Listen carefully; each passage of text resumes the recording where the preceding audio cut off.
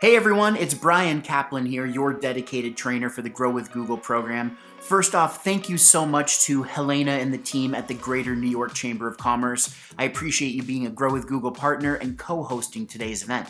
For those of you that were there, this recording is so that you can watch, rewatch, pause, and ultimately put the things that we covered into practice. If you didn't make it, no problem. The next few seconds, you're going to start a recording where you can watch all of the different tips we covered in today's Grow with Google class. My hope is that you get value, and if you ever have any questions, feel free to reach out to me. Until next time, stay well, stay healthy, stay happy. Here's to your success. For putting your expertise and guiding our members with the Greater New York Chamber of Commerce to help build their website. What's really important about Small Business Fridays is we host complimentary webinars for businesses to build back their business, especially during this transitional time after COVID. We want to give you the tools for you to grow your business, maintain your business, so we can build back New York. So Bryan, I'm going to turn it back over to you. Thank you again. And if you guys have any questions, put it in the chat. Helena, thank you very much, and thanks for what you're doing at the Chambers. Folks, I know that many of you may have joined a chamber, or maybe you're thinking about joining it. If you haven't yet, a chamber is an amazing support system. I mean, I look at chambers as the backbone to the backbone of America. So thank you for everything you're doing, Helena, and your team over at the Greater New York Chamber of Commerce. And now let's get to what we're talking about today. We want to make your website work for you. Here's the thing. When we're talking about websites, we're going to be going into different aspects of the website. So this isn't just how to build a website. It's not just, hey, let's focus on one thing. I'm going to kind of give you a high-level overview of how we can use your website almost like a Swiss Army knife, you know, a multi-function tool that's helping you get new leads, that's helping you keep in touch with people, helping you show up in search engines. And before I start, let me introduce myself. My name is Bryan Caplan. I know that we have a lot of new faces on here, so welcome to my class. I'm your dedicated trainer for the Grow with Google program. I also have run Bryan Caplan Marketing, which is an agency that does web design for the better part of 10 years. My big passion is the bigger, better biz community that we created. We basically started at the beginning of the pandemic to help small businesses, just like Helena's trying to help rebuild New York. We're trying to help basically rise the tide for all ships. You're welcome to connect and learn with me by going to bryancaplan.com/go. Today, more than ever, small businesses are getting online to connect with consumers and drive sales. After all, many of us are connecting with businesses from our own homes. I mean, look at this. How many of you, and I'm going to ask you in the questions box, interact with me. So I'm going to pose the first question here. How many of you woke up this morning, pulled out your phone, and started looking? Type in phone in the questions box if you woke up, rolled over, grabbed your phone, and then started perusing, maybe checking your mail, maybe looking at a site, checking stocks or crypto or whatever. I'm seeing phones. Here we go, an avalanche of phones. Patton, Kate, and Paula. Madison, you should be seeing the visuals. So we're seeing it. Even more people are writing in now. You're using your phones. Well, your consumers are accessing websites as well, and it's important that we're updating our websites with any critical information, news, announcements, anything affecting the operation of our business. I know that you folks down in New York, New Jersey, the tri-state area just got slammed with that fun nor'easter. Up here in New Hampshire, we had winds and rain and everything else. I know in Massachusetts, they lost power. Hey, that might affect business. We want to make sure we're putting that up on the website so folks know. Seeing a whole lot of you. I love when you're engaged, so stay engaged. Michelle, Steve, hello, Stacy, Amanda, Erica, Jody, Madison, Lashana, Yuhong, Seth, Ling, wonderful. When people think of web design though, they often think of the overall template, the look and feel, the graphics and layout that appear consistently throughout the site. So that design is called a skin or a theme or a template. And that's just one component of web design. Within the graphic template, there are a lot of common elements. I'm going to show you a few of them. So up at the top of any, and feel free to write these down, okay? I just want to go through in case some of you are just planning out your site. I want to show you the anatomy of a site so we kind of have those finer points. Up at the top, we have what we call the header. It's the top section of the website. This header will follow you around. So if you're ever on a website, you click from page to page, you'll probably see the header follow you. The header includes links, which we'll talk about in a little bit. So it's showing you the main pages that you want people to go to. Now, within the site, we also have the body. The body is going to be images, videos, text. It's going to basically be everything that you scroll past until you hit the end, which is the footer or the bottom section of the website. Usually, if you scroll all the way down to the bottom of a website, in the footer, you'll see links, contact info, copyright info, even the address, which is a best practice. Now, we also have graphics. Graphics, self-explanatory. Images, JPEGs, PNG files, animated GIFs or GIFs. Those are graphics. We have colors. An important thing for you, and please feel free to write this down. When it comes to digital marketing, consistency is key. When it comes to digital marketing, consistency is key. What do I mean by that? I mean that in this case with Depend on Dakota brand, the colors are a brighter red, black, and a darker red. Well, people are going to see this logo and they're going to recognize it, but also we want them to see the color scheme throughout. We want to be consistent with that. Therefore, we're providing a consistent experience on our website. Then if someone jumps from an email or social or a guest blog post that we wrote, they're going to see those same consistent colors. There's no disruption. They feel like they're in the right place. Fonts, very important. Rule of thumb with fonts, I've seen some websites in my years where people went crazy. They started going with 1, 2, 3, all the way up to 10 different fonts. Listen, your website's an expression of yourself, and of course you want to show your flavor, your brand, but in order to create a good user experience, try to keep it to 2 or 3 fonts max. Anything more than that, you start kind of confusing people and you distract them from the message at hand. And then overall, we have on a page the layout. The layout is just like if we're right here, we're putting this header image at the top, and then we have a button, and then we have a paragraph. So it's kind of like you're designing the layout or structure of your site. Very important. We'll get into these as we go. Now, website's not all about design. We're going to look at 6 characteristics of a great website. It's got to be goal-oriented, organized and easy to search, useful to your visitors, functional for your visitors. It should be intuitive, meaning on any device it can be loaded. And last but not least, it should be findable by search engines so that people, when they're looking, can find your info, products, and services. Many business owners know that building a website is an important early step, but a website can be a lot more useful than a business card or a brochure. With some advanced planning, you can create a site that helps your business grow right out of the gate. I'm going to tell you a quick story. I grew up in a small town just south of Boston, actually right next to where the Patriots play. So I know, boo boo if you're from New York. But I grew up with a friend that inherited his father's painting business. And the friend reached out to me a few years ago and said, hey, we've got this website. I just need to throw up a few new pictures and that's it. Well, I looked at the site and said, hey, Matt, what's going on here? You just have, the painting company name. You have a picture of a painted house, the phone number. I said, your website can be used for so much more than that. He said, yeah, but we're a painting company. Just throw it up. So I showed him some examples of other painting companies in the area, how they introduce the staff, the team, so that you know who's coming in your house and painting, how they show before and afters, how they talk about their products. Are they using Benjamin Moore or another type of paint? All of a sudden, I could see Matt's eyes widen. He was like, holy moly, this is more than just a brochure. I want you to keep that in mind. You can use your website to hit different people with different messages and ultimately get them closer to your brand and wanting to buy from you. So here's what I want you to do. I want you to ask yourself, why do I want a website? What do you want it to do? Again, think of your site like a Swiss Army knife, a multifunction tool that can help you achieve your business goals. The goals depend on your business, but some examples, do you want to build your company brand? And if you see any of these and they stand out to you, let me know in the questions box.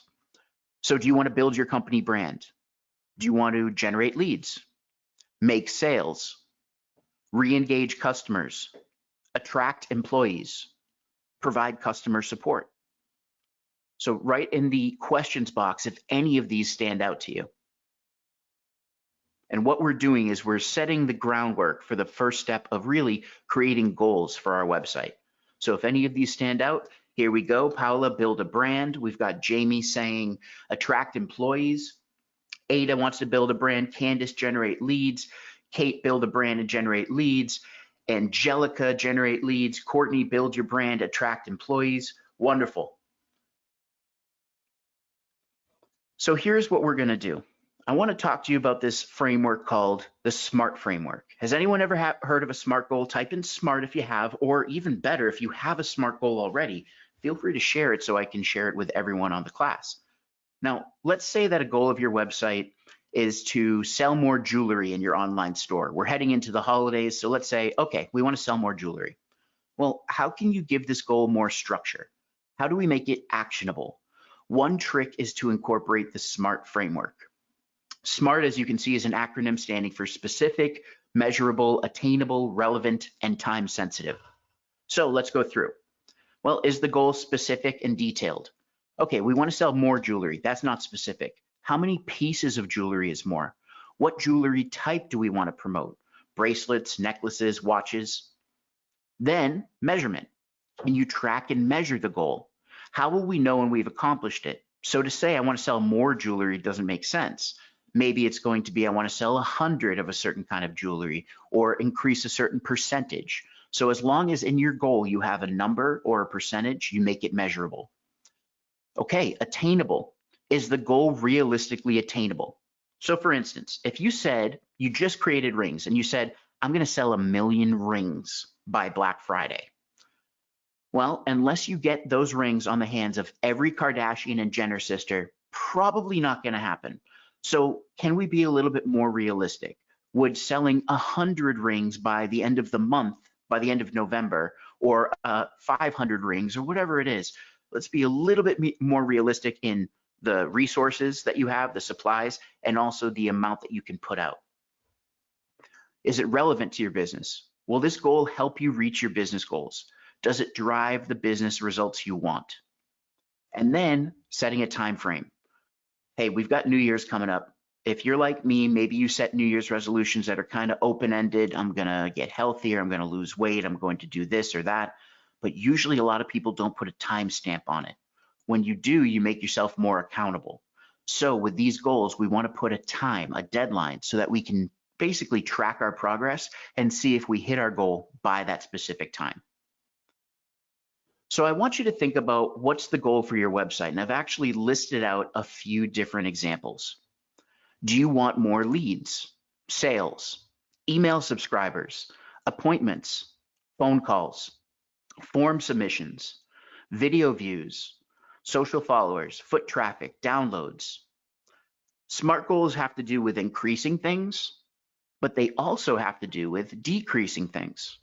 Do you want to spend less time on unqualified leads or time spent per sale, back and forth emails, missed appointments?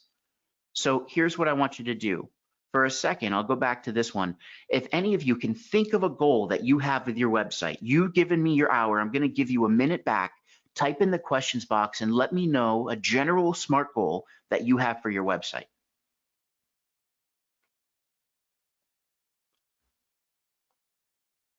As you're doing so, Ling wants to generate leads, Kimberly wants to inform, Jody wants to generate leads, Amanda, build the brand, make sales, re-engage, Jennifer, making sales, Lashana, generating leads, Sheila, how are you? Sheila Bethel wants to build the brand and generate leads, Seth, good to see you, generate leads, Kate is familiar with SMART goals, sales, leads, making sales. Okay, great.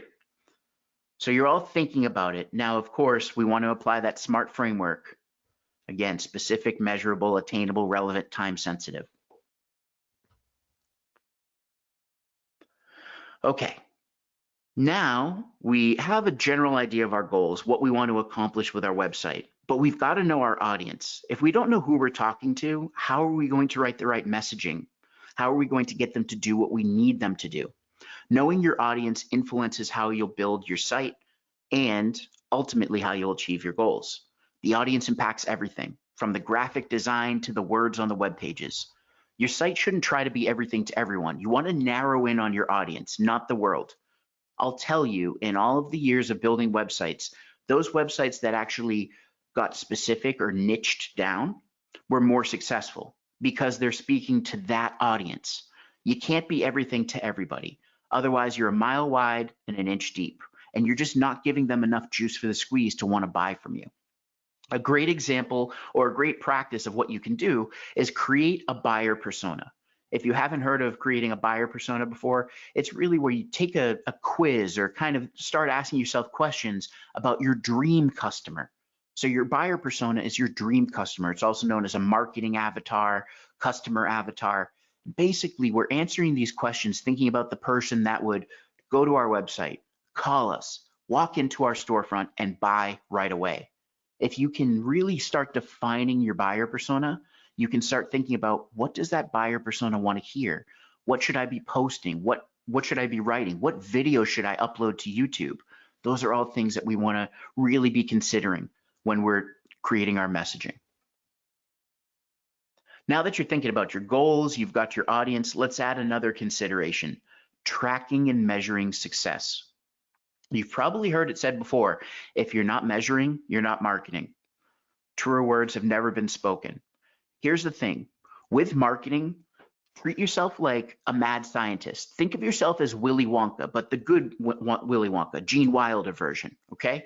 And you're just this mad scientist. You're coming up with creative ideas, but you also need to know if they're actually working. So we could build a new page, we could put time into creating graphics, uploading a video, writing content, but if we're not looking at what traffic's coming in, if people are actually interacting with that stuff, then we're kind of just guessing. We're shooting from the hip, and we don't want to do that. So marketing is a mix of art and science. The science comes in measuring, trying new things, testing against each other, and seeing what works. For you to measure success, maybe you're going to track your online sales. How many people submit a form? If people call through the site. Or engagement, maybe people are liking or commenting on your blog posts.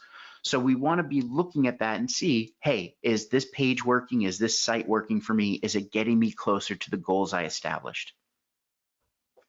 Great way to measure your progress is by using Google Analytics.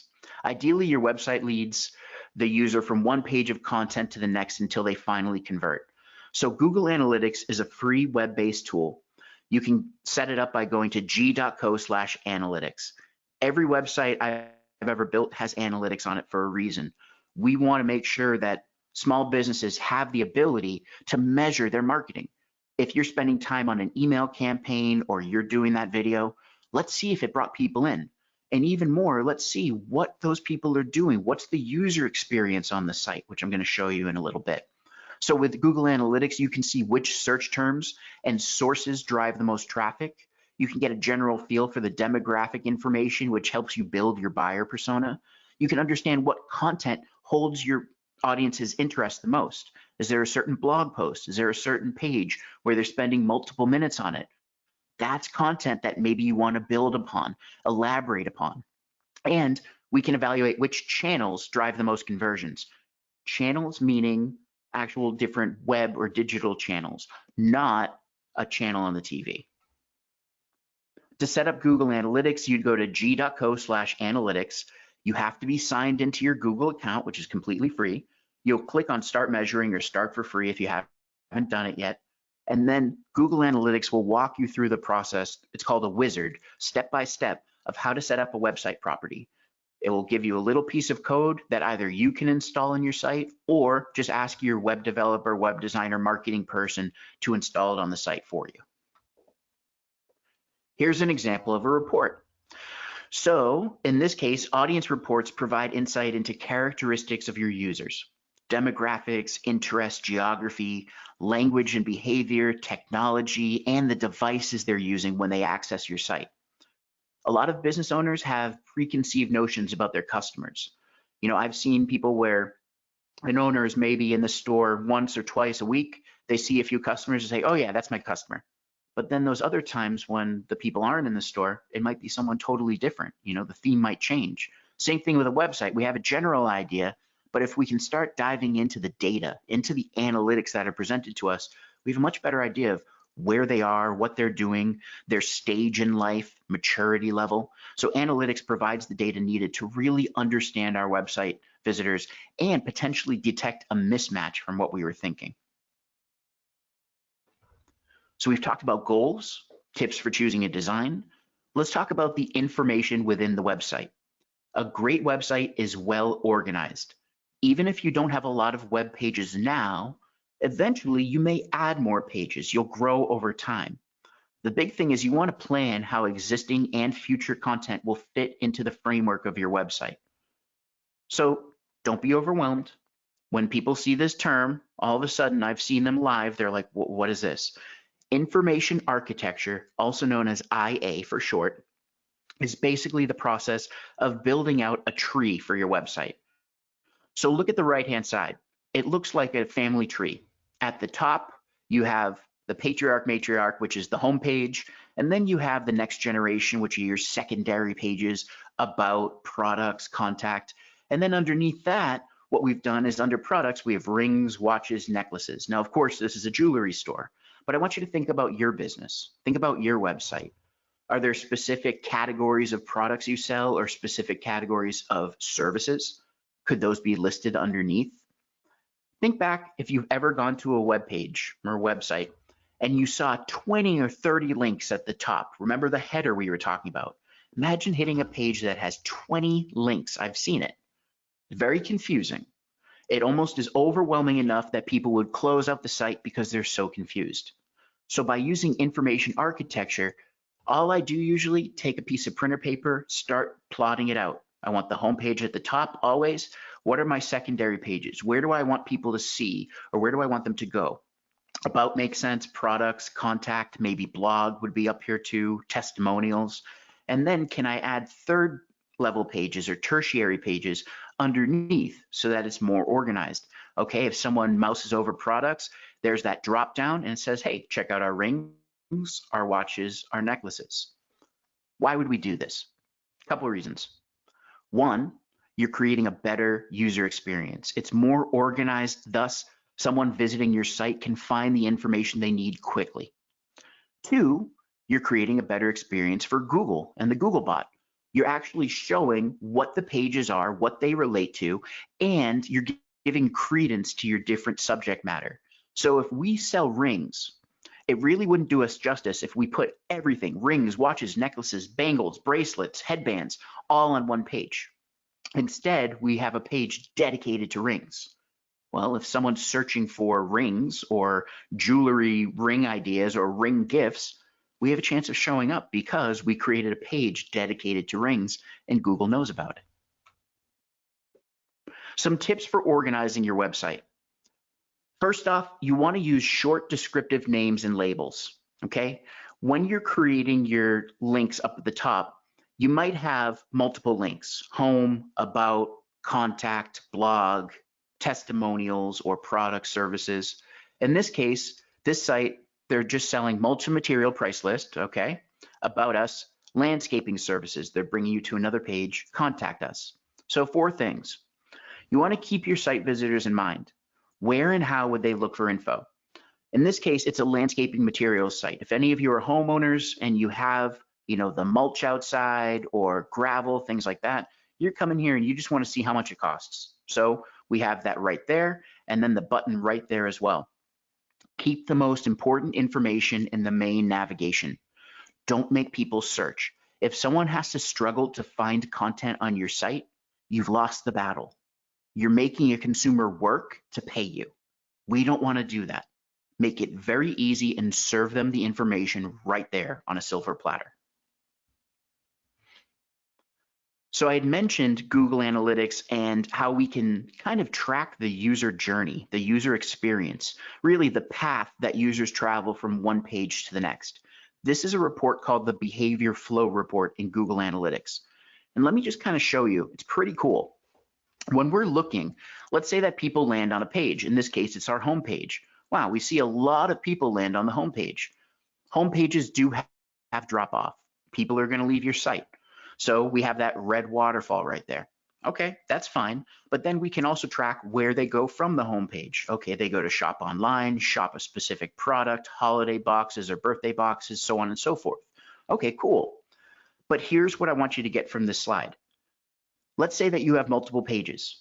On one of the pages, you're seeing a really big waterfall, a sizable waterfall. In this case, this is for a site that's selling cupcakes in jars. Half of the traffic to that page that lands on that page leaves. Well, okay, let's put our detective hat on. Why? Let's go to the page and see, do we have a video auto playing with audio? That's something we don't want to do. Do we have a pop-up that interrupts them? Do we have too much information? Is the button buried so that they have to scroll? Are we not giving them a reason or a way to interact and create a micro commitment with us? So we want to kind of look at that and explore and investigate and figure out, how do we make this red waterfall smaller? How do we get more people going to the shopping cart or ordering? We've talked about goals and organization. We're getting closer to building the site. The next thing you need to consider is creating relevant content and experiences for your users. And let's talk about mobile. So you see the woman on the right using her phone. Many of you had said at the beginning of the class, you use your phone right when you roll out of bed.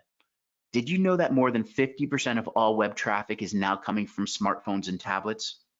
Consumers expect to be able to use your website on their phones, and it should not be hard to do. In fact, as you can see, 46% of people say they wouldn't purchase from a brand again if they had an interruptive mobile experience. Okay, if you're taking notes, I want you to write this down. Interruptive mobile experience. That means if you're on a phone and you have to scroll left and right, we should never have to scroll left and right on a phone. We're trained that you just go up and down with your thumb. So an interruptive mobile experience would be scrolling left or right. Or let me know, type in pinch in the questions box if you've ever been on a web page on your phone and you had to pinch and zoom. It was so small, it was like Polly Pocket, really, really small. You had to pinch and zoom so that you could see the content.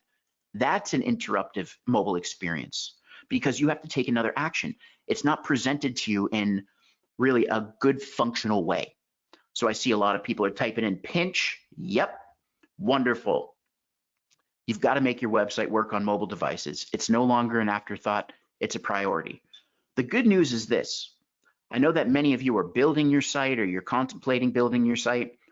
Usually when you choose a website builder, so let's say you're using Squarespace or Wix or Weebly or WordPress, Shopify, BigCommerce, all of those now have mobile responsive templates. They're designed so that they show up right on mobile phones.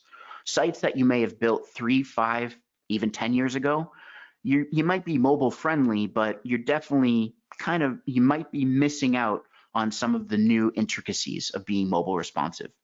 Here's the thing. I just want you to take your phone and after this class, go to your website. Just kind of pop around on your website. See if you have to scroll left or right. See if you have to pinch and zoom. If that's the case, then you definitely want to consider creating a mobile responsive theme or template or updating your site so that it's more mobile friendly. So let's talk about useful information for your website. The content. When you hear the term content, probably text like the words in the book come to mind. That's only one type of content. Content also includes images, videos, downloads like PDFs, tools, etc.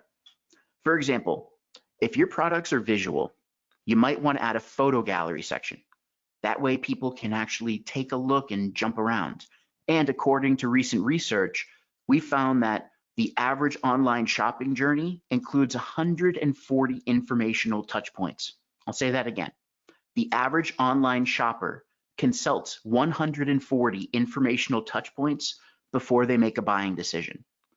Having photos of your products, having photos of your before and afters on your site, each photo is an informational touch point. Each review you show on your site, each blog post, each page, those are all informational touch points. The more content you can give them to help them kind of expedite their decision making, the better off you are in winning more sales.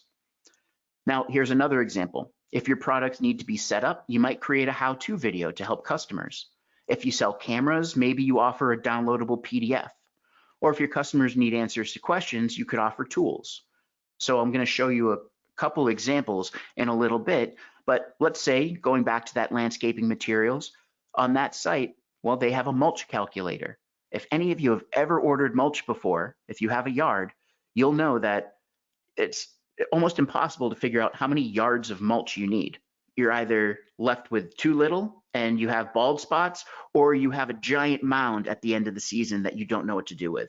So a great piece of content would be a tool called a mulch calculator that you put on the site. People can type in their area of their flower beds, and then you can say, here's how many yards of mulch. Ultimately, we're just creating content. We're providing information to help people get closer to the sale. If you're not sure how people search on Google, great tool to try is Google Trends. It's a free tool that you can use to understand the relative popularity of keywords. Here's a perfect example. Right here, this is Google Trends. You can access it by going to g.co/trends. And with Google Trends, in this case, let's say that we own a pizza place. In New York, I know pizza's huge, right? So we just started our pizza shop, just launched, and we want to figure out, hey, what should we be adding to the menu? Do we want thin crust, thick crust, or gluten-free? Well, by using Google Trends, I can see the search volume, or the relative popularity more so, of these different terms. For instance, gluten-free pizza, wow, that's been up there, 75% average, and Google Trends has enough information that it's estimating that it will hit 100, meaning it will be a very popular search term. A lot of people will be looking for it. Thin crust, okay, it's kind of in the middle, about 40%. Thick crust, leave it to Chicago, it's down at the bottom. So what does that tell me? It tells me that people are searching for gluten-free pizza. If I'm trying to figure out ideas for content, Google Trends just told me, hey, Brian, create content based on gluten-free pizza. Add it to your menu, make a video of how you're doing the gluten-free pizza, how you have an isolated workspace with no cross-contamination. Have a page talking about it, post it up on social, send out an email. This is an important keyword. People are finding it popular. Therefore, we want to get in on that conversation, get in on the trend, and start creating content. Let's move on to another aspect that can help your website, functionality. What does functionality mean? In this context, it refers to the parts of your website that allow visitors to take action. So if you were making a list of all the functionality you want on your site, it may include a site search. If you have a lot of content, blog posts, or if you have an e-commerce shopping cart, you would want a site search. Contact form, highly, highly recommend it. People still use contact forms. We want to have a way for them to engage with us quickly if they have a question. An online shopping cart or checkout, or a custom tool designed specifically for your customers. I'll give you two examples here. So let's look at two different scenarios. One, you run a shoe repair business, people call or they visit to get quotes. Well, here's the thing. You're working with your hands. If people are calling, that takes away time from you working with your hands. If people stop in, takes away time from you working with your hands. Time is money. So instead of having people stop in or call, you create an easy online form. People can go in, they can say, hey, here's the problem. They can even upload a photo or video. You get an email right when they submit the form. Now they just said, hey, can you resolve my issue? You get the email, you can reply back, or someone from your team can say, hey, yep, we can fix that, bring it in tomorrow at 8, we'll have it done by 5 p.m. So that's a way to really create a better user experience and ultimately save yourself time from having to take those calls and drop-ins. Number two, you run a cafe. Many people call and ask about the menu and deliveries.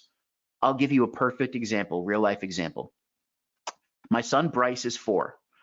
Now, way back when he was 6 months, he had an anaphylactic episode. Turns out he's actually allergic to milk, eggs, pistachio, cashew, and sesame. Wasn't fun driving behind the ambulance that day. He's okay now, so don't worry about it. But here's the thing. It obviously caused some trauma for us, and it shocked us. So my wife and I started becoming hyper vigilant. If we were going to go to a restaurant, we would call them and say, can you accommodate someone with dairy allergies? Do you have non-dairy menu items? Can you make sure you don't have cross-contamination? Well, instead of me having to call you and give you that whole list of questions, What if you, on your website, if you owned a cafe, had a frequently asked questions page? And one of those questions may be, do we have an allergy-friendly menu? Yes. Do we have allergy-friendly workstations? Yes. What types of ingredients do we use? X, Y, Z. Here's my tip to you if you're writing down notes. Frequently asked questions are your best friends when it comes to creating content. If you can sit and list out your top 5 to 10 frequently asked questions, not only can you create a new page that could potentially capture people when they're searching, you can also turn those frequently asked questions into blog posts, social media posts, even videos on YouTube that you can then embed on your site. So if people have these questions and you're commonly getting them, put them on your site, be proactive, answer the questions so that you get people closer to buying from you. A few functionality things. Here's the case. We want to add useful functionality. It should be helping customers. If you own the restaurant and you have those questions, then put that frequently asked questions page. Or if you're starting to offer online delivery or pickup or whatever, add that in. Whatever's going to be useful and make your customers' lives easier. Keep your forms short. So we don't want people coming to our website, going to the contact form and feeling like they're sitting in the waiting room of a dentist or a surgeon or something like that. We don't want a huge medical intake form. Instead, best practice, your forms should be 3 to 5 fields. My recommendation, you should split up so you have first name, last name. That way you can silo them. So first name, last name, email address, phone number, and then what they're interested in. That's it. If you want to add an additional comments or do you want to tell us something box, that's fine. But any more than 5 fields, it starts feeling like they're working to try to work with you. They don't want to have to feel like they're working. You should just be able to collect their information and then reach out to them and qualify them, get more info. Avoid pop-ups. Listen, with the Core Vitals web update from Google, one of the things that we focus on is user experience. We had talked about interruptive experience before. Pop-ups create an interruptive experience. So we don't want to see pop-ups if we don't have to. There are other ways that you can highlight certain things. Use buttons, use larger text, have an image on your site. That way you can link those things. But having a pop-up can be an interruptive experience, thus taking away from the overall holistic user experience. Never ever autoplay videos with sound. Hey, if you are back in the office and you kind of lost your attention, you're starting to go around and look at different sites. Imagine if a site started playing music and it just blew up your spot. Now the owner knows, the manager, whatever. Or I've had it happen. People have told me where a mom or a dad had their baby next to them. They were going around. Everything was good. They opened up a site. Hey, welcome, blah, blah, blah. The baby wakes up. That's how you upset a customer and lose them right away. If you're going to autoplay videos, that's fine. Use closed captions. You can show the subtitles. Never autoplay with sound. And lastly, never sacrifice user experience for design. Just because you think it's going to be cool, if you know that it's going to detract from the user experience, don't do it. We've covered some big picture topics, goals, audience, measurement. Now let's move on to the actual website. In this section, focused on design, we're not just looking at the aesthetics, how pretty it is. We're also looking at how intuitive the design is. In other words, does your site design naturally lead visitors through a process on the site to accomplish the goals you laid out? Here's another way to think about it. Visitors should not have to think about, or worse, struggle to find what they're looking for on your site. The design plays a huge impact. Nearly 9 out of 10 times when people had a helpful or relevant mobile brand experience, they said they would purchase from the brand in the future. Why? Because phones are it's just like an extra body part. We need it. It's an appendage. If you've ever lost your phone, did you feel like you were disconnected from the world? I know that when my wife and I went on a trip, I decided after a couple margaritas that I was going to jump in the pool. It was a saltwater pool. Fried my phone. For 4 days, I was without a phone. I felt so disconnected and lost. Your consumers feel the same way. If you're creating an interruptive mobile experience, they're going to leave. If you have, on the other hand, a helpful mobile experience, you're helping them find the information they need when they need it, you're going to be considered a friend, an ally, someone that they can depend on to get that info and make better decisions. So first, you want to make your site easy to use. You can do this by highlighting elements that are selected. For example, here you can see that this is a slider and we're showing this is the third one with a little dot. Design the site to allow plenty of space for users to tap. I've got big bare paw of hands. Some people have really long nails. It might be something where they just can't get in because you smushed everything. Give enough space around a button or link so that someone can tap on it. You want to make sure of that. And ensure that your call to action can be tapped. I can't tell you how many websites I've gone on and seen, hey, click here for more information. Click. Okay, nothing. Click. Nothing. Then all of a sudden I start doing the elevator tap. You know what I'm talking about? When you press the close door button 100 times trying to close the door before someone gets on the elevator. I'm trying to do that. I get frustrated. What do? Close the tab. It's an interruptive mobile experience. I don't need that site. I'll find someone else that put in the time and effort to make it a good user experience. If you offer shopping, a few suggestions, make your payment options clear. In this case, we're saying PayPal, and we accept these credit cards. Easy and done. Help them backtrack. So if you've ever been trapped in your shopping cart and you can't go back to start shopping more, to buy more items, that's something we don't want to do. Don't make them feel trapped. Always make sure they have an option to continue shopping or they can edit their cart. And one of the big things, especially with holiday season, shoppers are in full mode now, right? We have Halloween in 2 days, and research shows that over 40% of consumers are buying right now for the holidays. You want to recommend similar products. In this case, what you're seeing right here is a page where my friend Corey was selling bagel chips during the pandemic. Well, bagel chips, he's selling 2 bags for 25 bucks, but Corey also offered a New York crumb cake, a half moon black and white cookie. He offered some other items, a brownie, things like that. All of a sudden, $24.95 turned into $35, $42. Your goal is to increase the average value of each transaction. If you can do that, you're getting people to buy more from you. You're becoming a better resource where you're giving them more convenience, more of like a one-stop shop feel. So consider recommending similar products or upselling if you're doing e-commerce. In checkout, try to keep it simple, okay? Show visitors their progress, offer them guest checkout, don't make them log in. Let them get to the end and then give them the option to log in. And if you can enable digital wallets, do it. Google Pay, Apple Pay, any of those. It's an easier way for people to just say, okay, I'm going to pay through this method. Then they don't have to type in their credit card. It takes away one more kind of apprehension from them buying from you. If you want more tips, you can go to g.co/growmystore.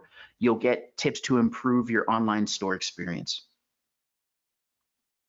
Last but not least, a great website is search friendly. After all, you made the time and effort and expense to plan and create the site. You spent time with me today learning some of the higher best practices. We want to make sure that our potential customers can find us online. The process of people being able to find you through search engines is called search engine optimization. We're trying to help our website increase its visibility on search.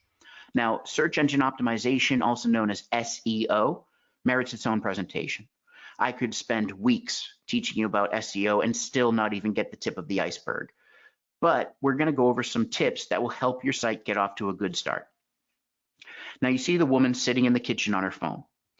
This is an experience we're all very familiar with right now. In fact, 3 out of 4 smartphone owners turn to search first to address their immediate needs. How many times have you been sitting there watching a show, or you're about to cook, you open the fridge, you see a bunch of ingredients, you go to Google and say, you know, something to make with cucumbers and blah, blah, blah, like a salad, or how do I cook this pork roast? People are doing that all the time. 3 out of 4 people turning to their phone in what we call a micro moment, a moment where they need to know, go, do, or buy. That's why it's so important for you to optimize your website. Make sure that it's showing up so that you can better connect with customers who need your products and services in those micro moments. Let's look at how a user might see their own search results when typing a search query on the computer. Here, you've all seen this. This is called a search query. It could be one word like bakery. It could be best bakery. It could be bakery near me. In this case, it's my friend Stasia's Fakery. It's her fake bakery. So Stasia's Bakery is a branded search query. Any of those things. The one thing that you have to understand, we can't dictate how people search. I can't tell someone, type in this search query in Google to find us. Can't do it. I can only anticipate it. So I'm going to create content that will answer those questions or be relevant to those search queries. In this case, if someone's searching for Stasia's Bakery, hey, Stasia's Bakery bought an ad through Google Ads. Stasia's Bakery shows up in organic search. That's the website, which we'll be talking about. And then we have a whole other presentation about the business profile on Google and how you can show up and take up a good portion of the search engine results page with images, reviews, and so much more. Let's take a look at how Google works. So Google, just so you understand, when you search on Google, you're not searching the entire web. You're searching Google's index of the web. I want you to imagine the web is a book, trillions of pages, the largest book you've ever seen, and it's always growing. Google's job is to read the book, categorize the pages, and help searchers find the info on those pages.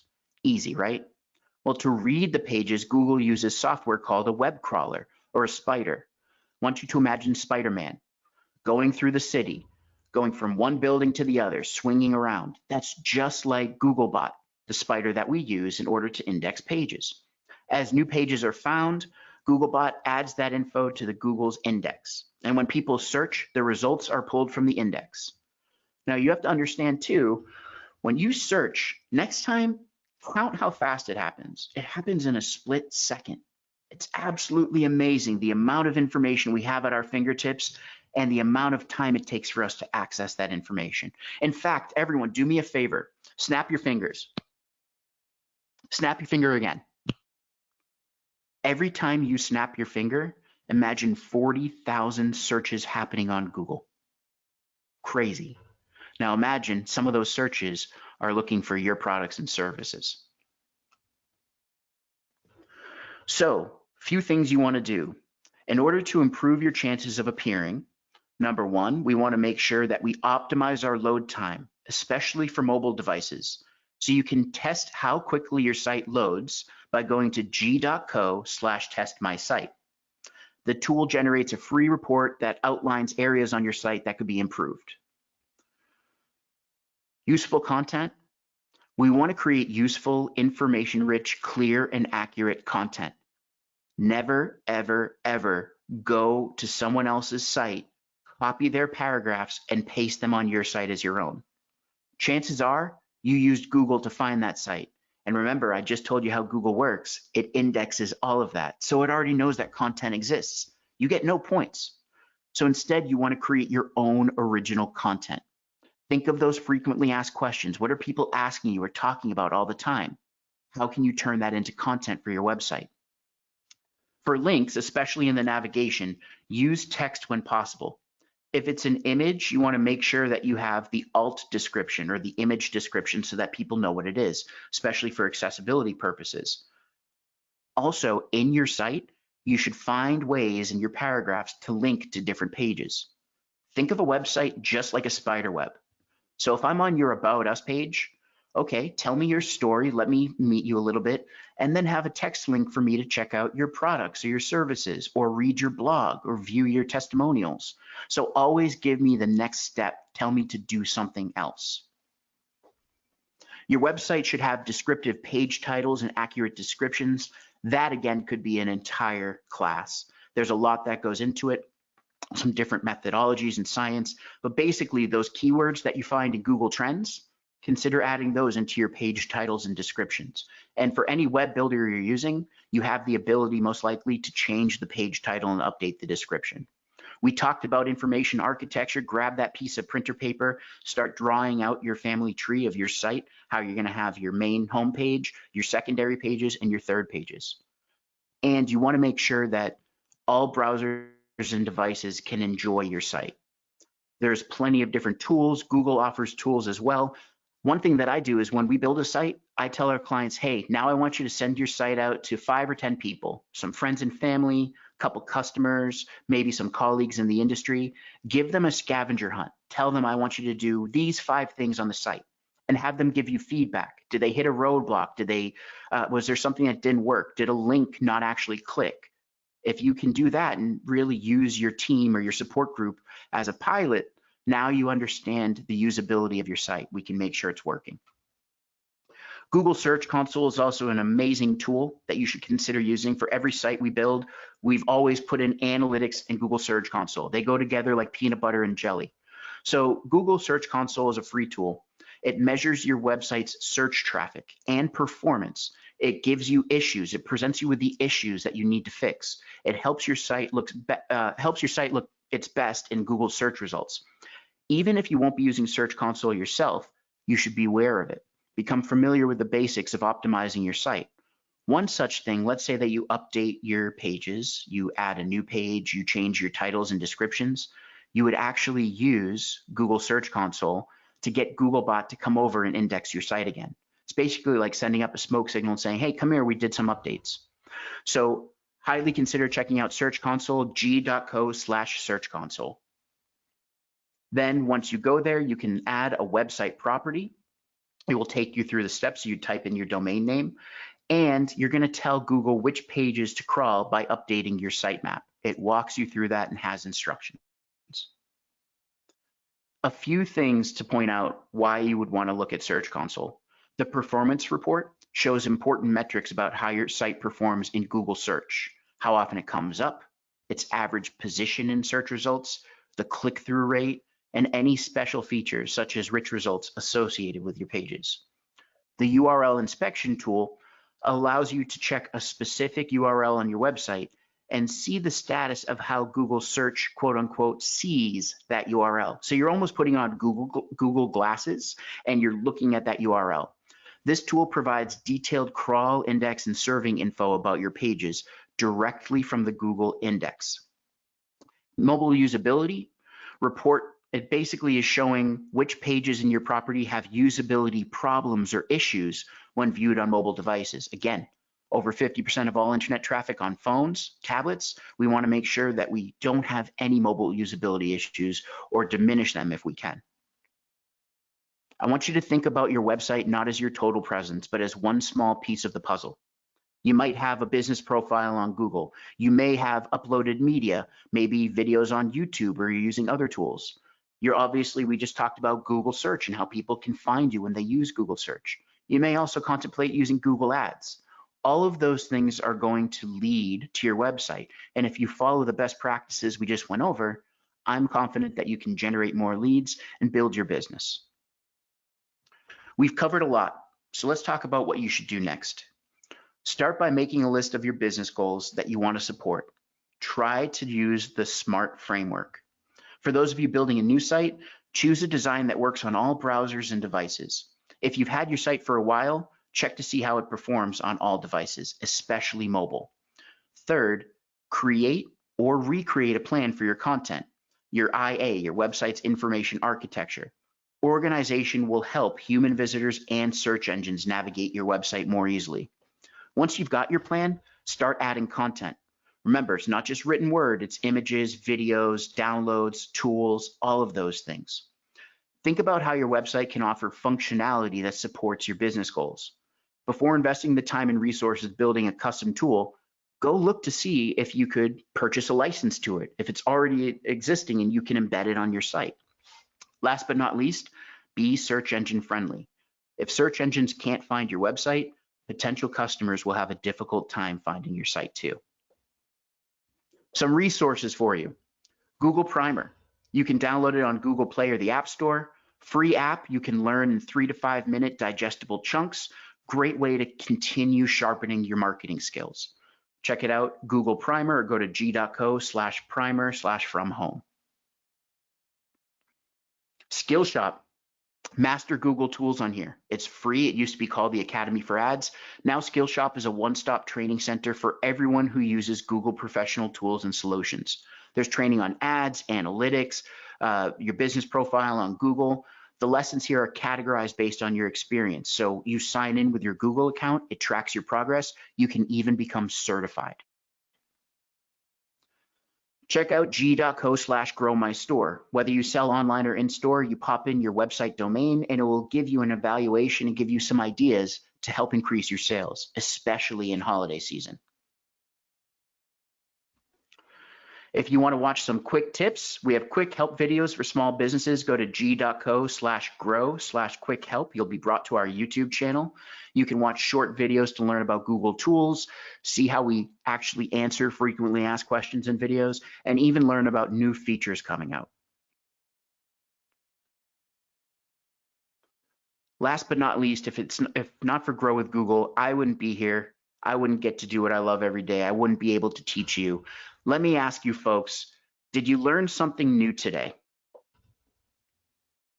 Did any of you get value? If you got value from today's class, can you type the word value into the questions box?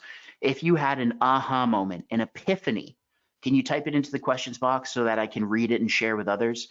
Maybe your epiphany or aha moment is someone else's that they just didn't catch yet. And I'm seeing values, wonderful, love it. Value, you're welcome. Angelica, awesome. Elizabeth, Pat, being specific with goals in mind, love it. SMART goals, there you go, Angelica. Linda, value. Lashana, I will show you that again, no problem. Ada, value. Karen, Jody, Ada, you're welcome. Stacy, Candace, yes, value. Woo! Angelica, Kimberly, wonderful. Seth, value. Suachara, Ton, hello, welcome back, Ton. Janelle, value and perks, there you go. Yu Hong, value. Michelle, Jay Lee, wonderful, wonderful. I'm loving it. Sheila, value, awesome. Erica, received so much value from this webinar. That makes me feel good. That means that I did my job. So here's what we're gonna do. I'm gonna open it up to questions for you. If any of you have questions about what I covered, you want me to go back to something, a certain slide, I'm happy to do so. I'll spend that extra time with you. My ask to you, if you could jump over to reviewmypresenter.com, you'll be able to leave me a review.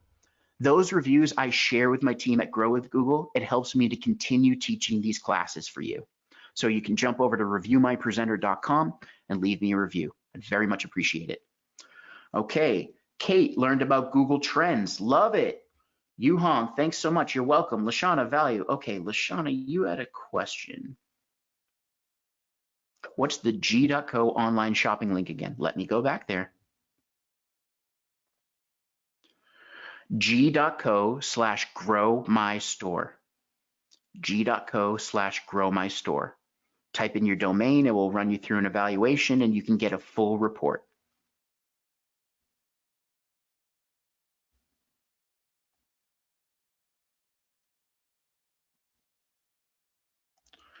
Elizabeth, I missed the start. Can I watch a recording? You're in luck.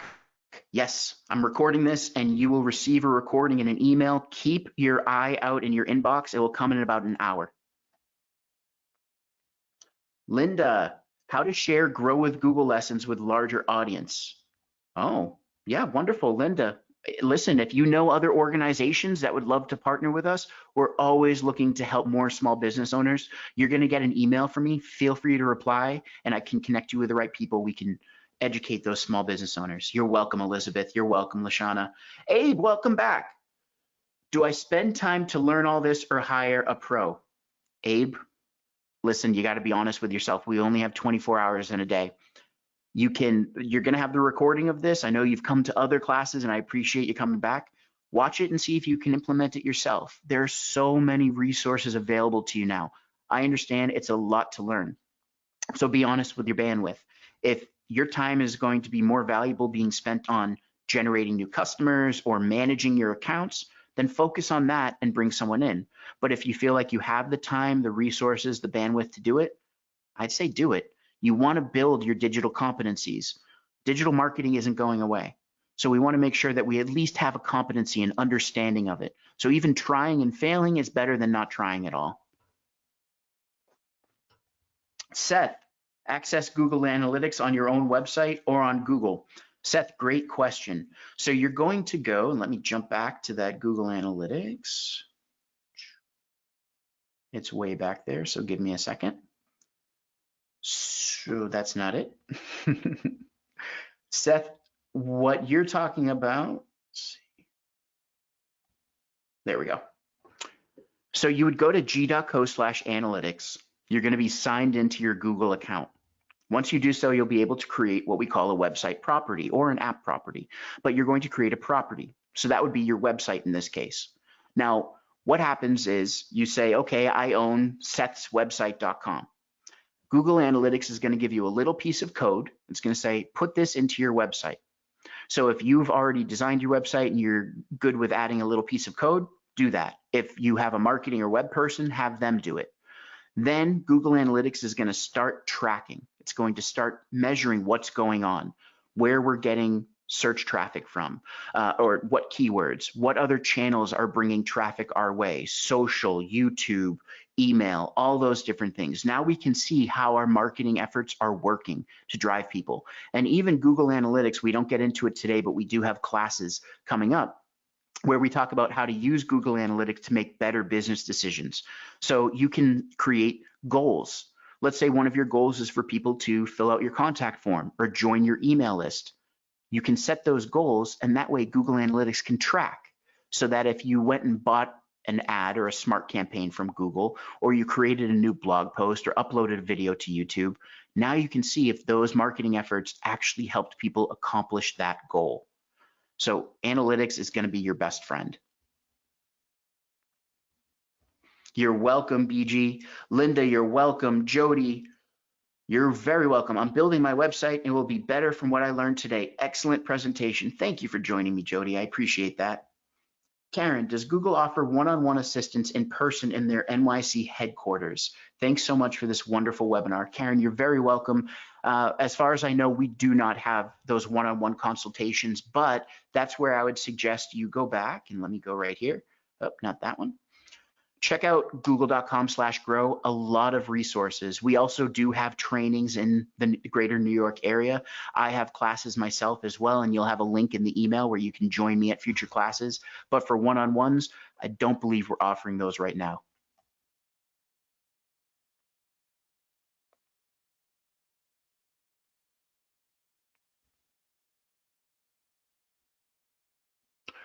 Where can I find the list of classes that you're talking about? You've got it. I just responded to you, Eve. You'll see that link. Feel free to click on it, and you can see all the classes we have coming up. Candice, you're welcome. So glad you joined us. Surashara, would you please be able to take a quick moment of your time to look at my website and give me your valuable feedback whenever you can? You know what? In the email that I send you, feel free. If any of you want me to just take a look and give you a couple notes, I'd be happy to do so when I have time. Just respond to that email, send me your link, and ask me your questions, and I'll try my best to get back to you as soon as I can. Website built, now I have to optimize. That's right, Seth. Do something. Let's get it going. You're welcome, Karen. Eve, you're welcome. Well, everyone, I want to thank you so much. I hope that all of you did get value from today. This weekend, stay safe, of course, stay dry. Hopefully it's going to stop raining soon. And until next time, here's to your success. Thank you so much, Bryan. And thank you everyone for joining us on behalf of the Greater New York Chamber of Commerce and on behalf of Bryan. Amazing, amazing webinar. So much information was provided, and what a difference it's going to make and grow your business. So again, Bryan, thank you again for hosting and giving your expertise. It was phenomenal. And if anyone has any questions, Bryan's going to send that over. Hopefully, Bryan, would I be able to post the this webinar on our Chamber TV? I'd be happy to give you the link. No problem. We want to make sure everybody can learn, especially right now. I know people have lost power and they're dealing with all the nor'easter stuff. So my pleasure. Perfect. Thank you so much, everyone. And thank you, Bryan. Bryan, I'm going to reach out to you on a, just to follow up and just to say thank you again. We really appreciate it. Everyone stay well. Happy Halloween. Happy Halloween. Everyone have a great weekend. Don't forget Monday, 2 o'clock. Join us on Clubhouse. If you're not on Clubhouse, need the invite, reach out to me. I will get you on there. Tuesday, 10 o'clock, online networking coffee. Thursday, we have our online networking cocktail. So you know what? If you want to grow your business, do it with the Greater New York Chamber. And thank you so much, Bryan. Amazing. Bryan, My keep pleasure. that. Everyone stay well. I'll keep that up for you. Yeah, I'm going to do some social media on this. Thank